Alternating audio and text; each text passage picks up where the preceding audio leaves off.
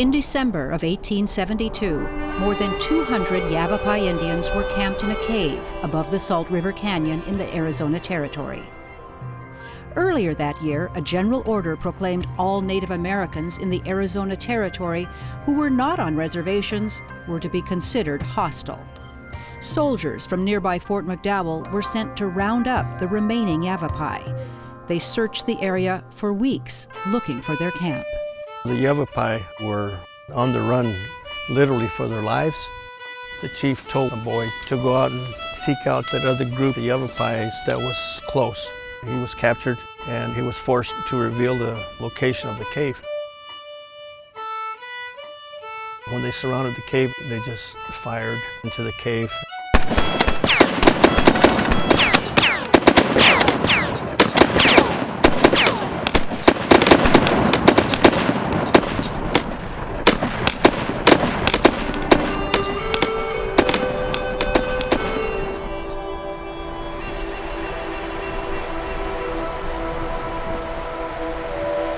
The U.S. Army account saying there was a battle, but it really wasn't a battle. What we refer to as a massacre, it gives President Yavapai a foundation that their contribution will always be remembered. After the Skeleton Cave Massacre, the Yavapai dwindled to the brink of extinction. But one Yavapai managed to escape this world of violence and bloodshed. His name was Carlos Montezuma. We are here because of him. Our land is still here. Carlos Montezuma was instrumental in saving the Yavapai land. You can look at that education he received as a kind of weapon in defense of his people. At the University of Illinois, he learned how to fight injustice. Carlos Montezuma wanted to level the playing field. Montezuma believed that Indians could accomplish anything. He was a hero to his tribe when they needed a hero the most. Carlos Montezuma. We know him as Wassaja.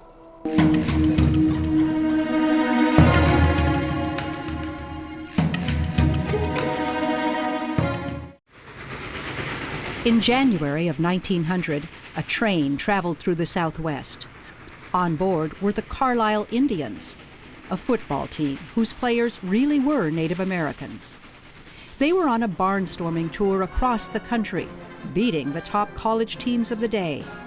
With their short hair, athletic builds, and Western clothing, to some, they represented the future of their race. The prowess and ability on the gridiron is amazing. They are competitive against any football team in the United States. They were really the beginning of what we see even in the NFL as a showmanship as part of sport. As they were paraded around the United States, they were an anomaly. A remarkable group of people who completely rejected the expectations that other people had of them. The team's role model was their charismatic doctor, Carlos Montezuma. Montezuma was a Yavapai Indian who was born in the Arizona Territory, but he had not returned in 30 years. When Montezuma's train stopped, he looked out at the Verde River Valley and the Four Peaks, and he remembered the family he had lost. He hoped that he would be able to develop those relations. He was very excited to see family and to have the position of making those connections. After graduating from the University of Illinois in 1884, Montezuma was one of the first Native Americans to earn a medical degree. He enthusiastically believed in assimilation for Native Americans.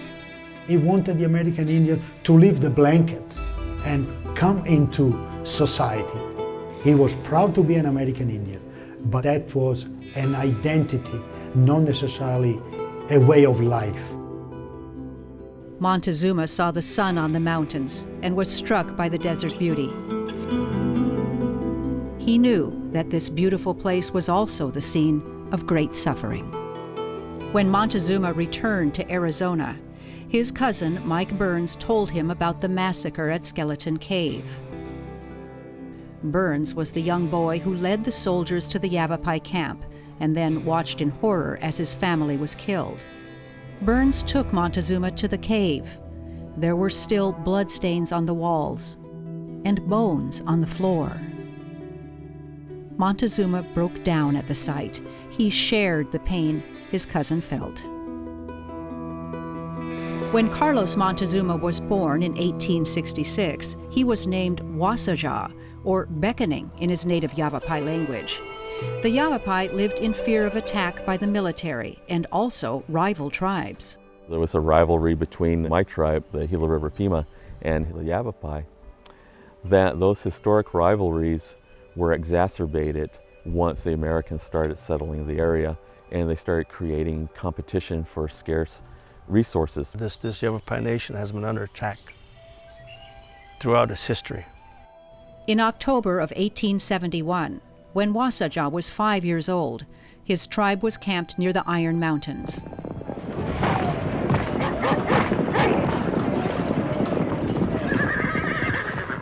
Pima raiders invaded the camp and captured 13 children, including Wassaja and his 2 sisters. He's out in the landscape by himself at night, a lot of confusion. The accounts of his life that he talked about at that moment are one where it's concern for his family and separation from mother. The Pimas took Wassaja to the outpost town of Adamsville. Adamsville was one of many frontier towns that had sprouted up in the midst of the Arizona gold rush. Hundreds of miners were flooding into the Arizona territory in hopes of striking it rich.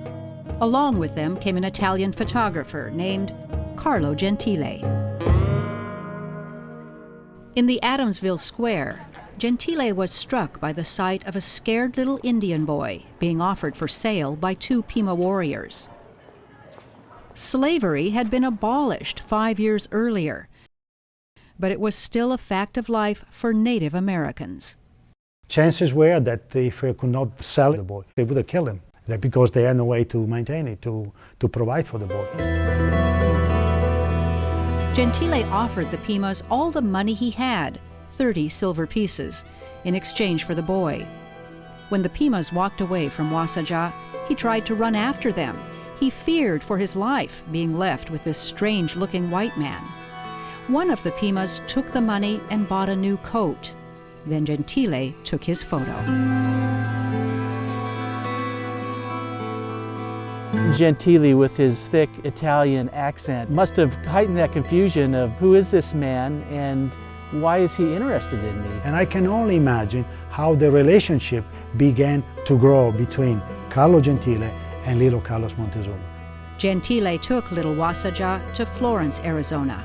Gentile decided to officially adopt the boy and to have him baptized here in this very church. He decided to give Wassaja his own name, and Montezuma is also a very important figure in the legends of the Southwest. Carlo Gentile heard 2 Indian girls had recently been bought by a nearby rancher, so he took little Carlos to visit them. When they arrived, Carlos recognized his sisters. Very moving photograph. You can see the somber expression in these children's faces, and clearly they didn't know yet what was going to happen to them, but they never saw each other again.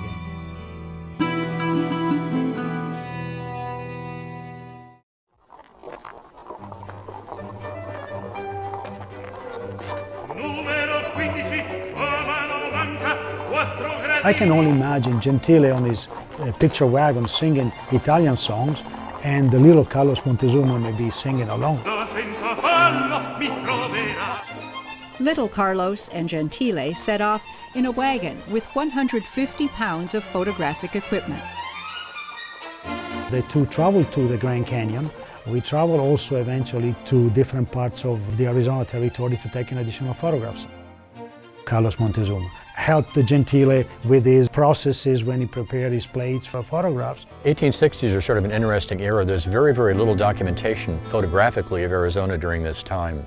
People had seen sketches, they'd seen artist renderings, but they'd never seen photographs in this area. I think what Gentile is really doing is capturing people that he knew this is a unique time period to record. That's what draws Carlos Gentile to this area, and he is literally surrounded by the richness of what he sees. And I think in that sense they are enormously important historical documentation. Carlos Montezuma's parents survived the raid by the Pima, but they grieved for the loss of their children. They decided to surrender to the military. Carlos's mother heard from other Yavapai that he was still alive. She asked the soldiers if she could go and look for him. They said no, but she decided to leave anyway. And as she leaves and is breaking the rules that have been placed out for them, she's shot in the back and killed.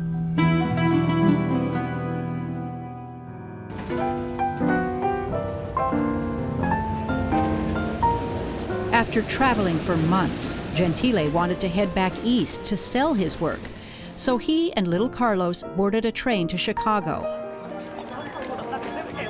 There, Gentile became friends with an Italian ballerina, Josephina Morlacchi. She was performing in a play with the famous Indian scout and showman, Buffalo Bill Cody. Cody, like Gentile, knew that people in the East were fascinated with the West. His shows played up the stereotypes of frontier life, such as the heroic cowboy and the Indian savage. In 1872, Cody was preparing to debut the play Scouts of the Prairie, but he was faced with a big problem. The Indians from Nebraska never showed up, and Gentile said, well, we got a little Indian boy here, let's put him on stage.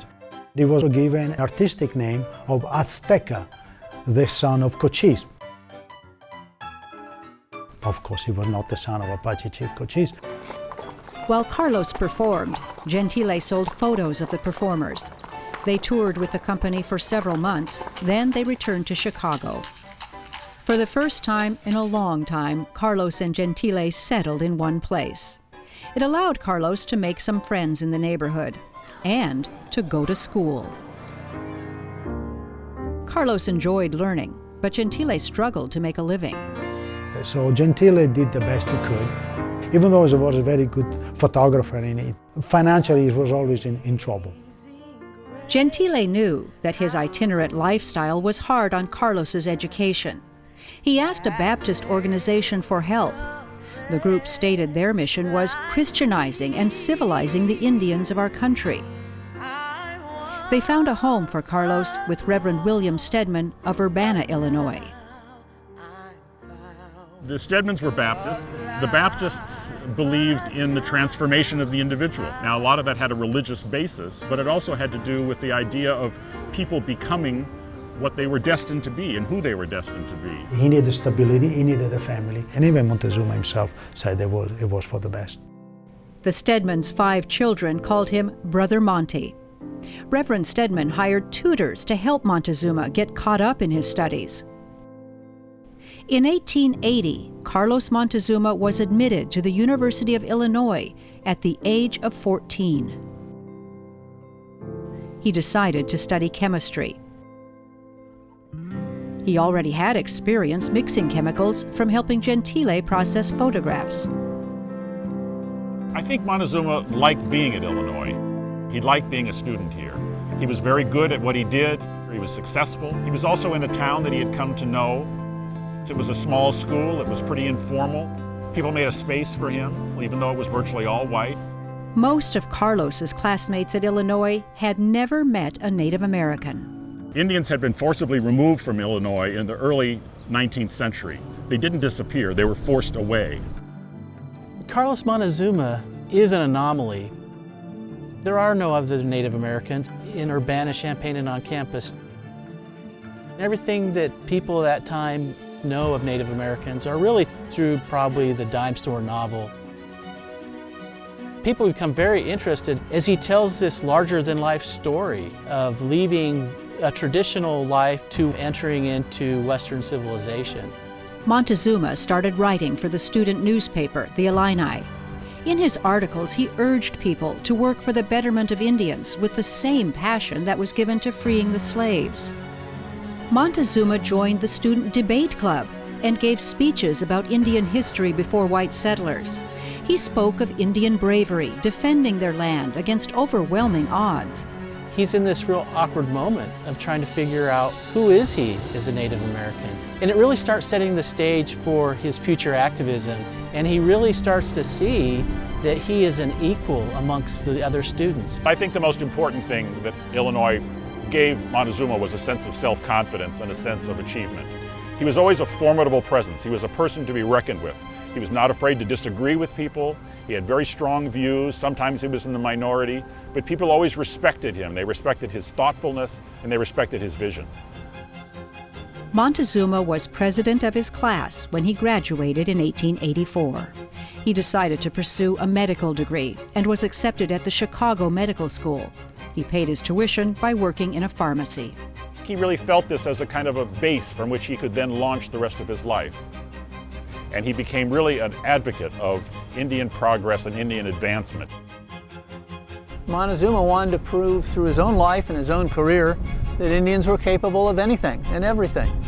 And so it was important for him to succeed, to be someone who could make it with no apologies and no additional assistance. When Montezuma graduated in 1889, he became one of the first Native American doctors.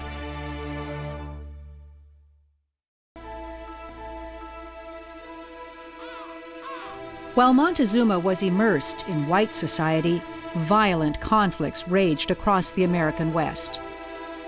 Custer faced Sitting Bull at Little Bighorn.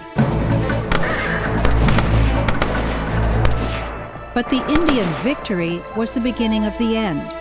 For the next 15 years, more Native people were forced from their land and killed in battle.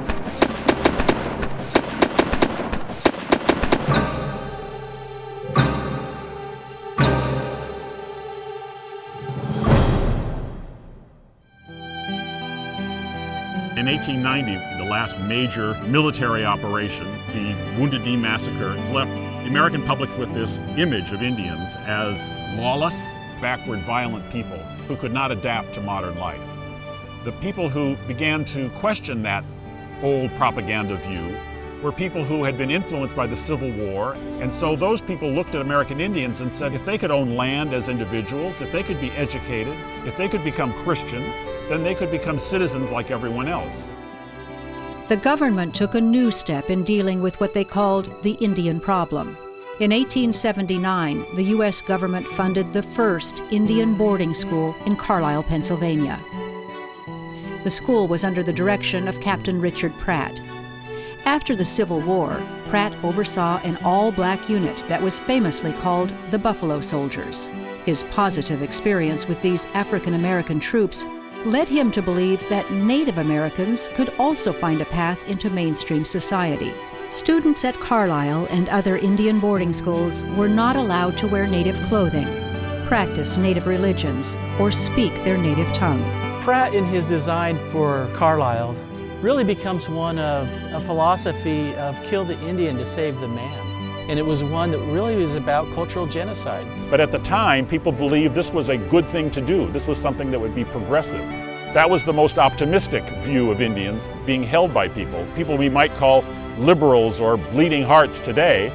Montezuma heard about Pratt and his belief that education and immersion was the key to Native American success. He wrote to Pratt to tell him how this mirrored his own experience, and it was the beginning of a lifelong friendship.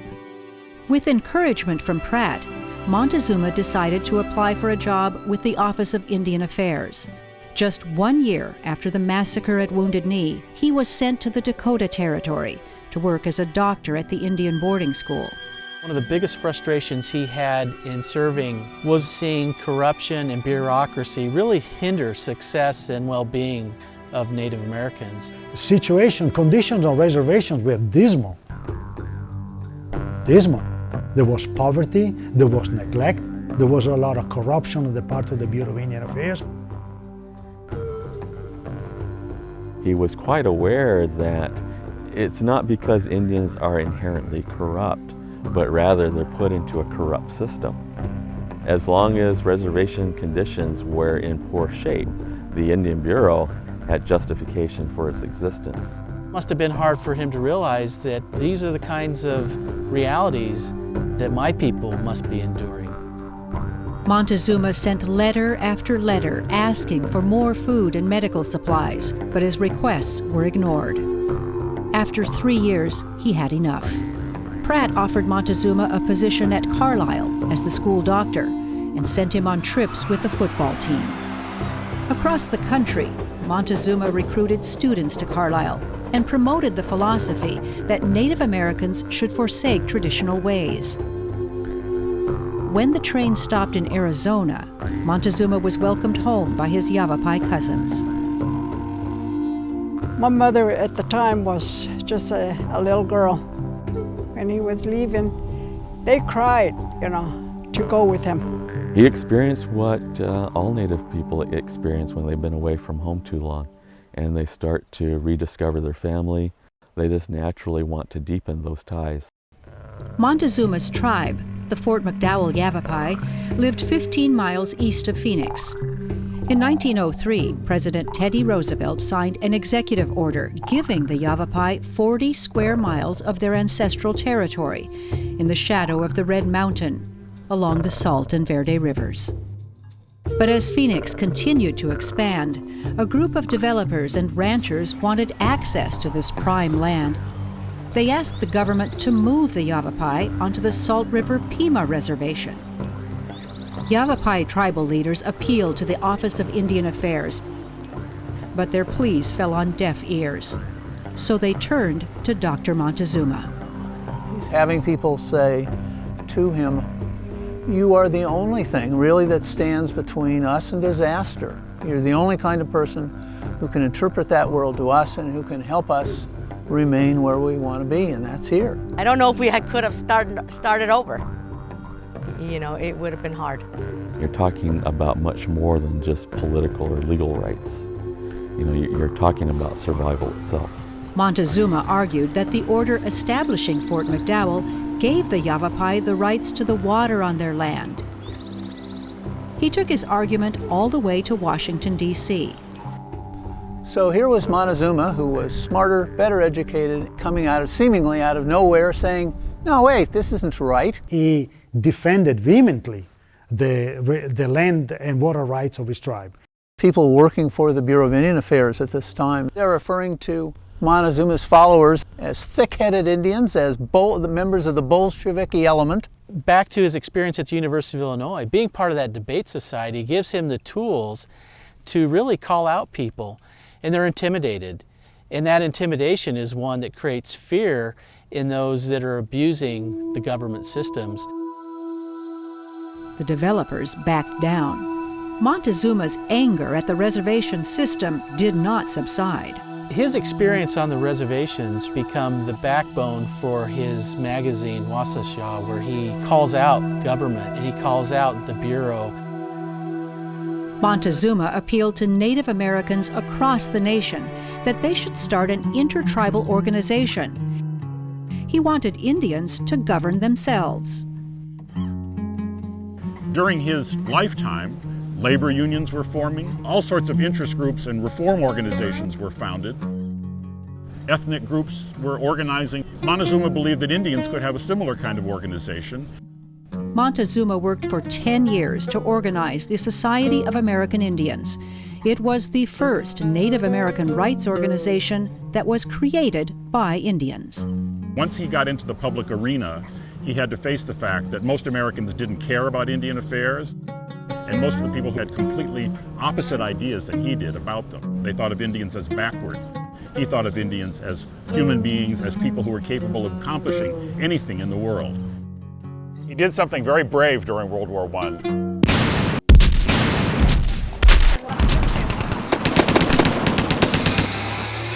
He protested against American Indians being drafted into the military. This was a war where there was a great deal of patriotism, a lot of public support for the war, a lot of excitement, and he stood up in the middle of that and said, "Wait a minute. Indians in the United States at the time of Montezuma's life were not citizens of the United States. They did not have the rights of citizens." He's talking about, you are from a country where you don't have the right to vote, yet as you go to war and you die for this country, you don't have the same rights as your fellow Americans. How could this happen, that this nation would talk about these great visions, yet not be equal in its treatment for American Indians? In 1923, Montezuma was ill. He knew he was dying of tuberculosis. he decided to make one last trip home to Fort McDowell. He was still preaching the gospel of Indian freedom, and so he stands as an example for my students today. He came to believe that kinship, that family, and the traditions that a family holds were important and would sustain people into the future. We should remember him because he did not forget his people. He loved his people, he loved his community, and he felt an obligation to them. With a fascinating history that went full circle. He left Arizona, he went into the white man's world, and returned to die among his people. On one of his final visits to Fort McDowell, Montezuma led a group to Skeleton Cave. They retrieved the remains of the Yavapai who had died there 50 years earlier. They were buried in the cemetery at Fort McDowell. As Montezuma grew weaker, his wife Marie came from Chicago to be with him. Montezuma died in 1923. He is buried next to the remains from Skeleton Cave. When he got sick and was coming back, they made him a wickiup. My grandma would doctor him with some herbs, you know. Even though he was taken away, he still remembered the tribe, you know. He still remembered us back here. His vision was very instrumental to the community, to keep us here, you know, to live here. To my aunt, she would make flowers every Memorial Day, and we went to the cemetery and put flowers there, and she told me one time, we do this because he's very closely related to you. We try to continue putting flowers for him there. And I always tell people, this should be the cleanest and well-kept grave because it's him, Carlos Montezuma. It's Wassaja.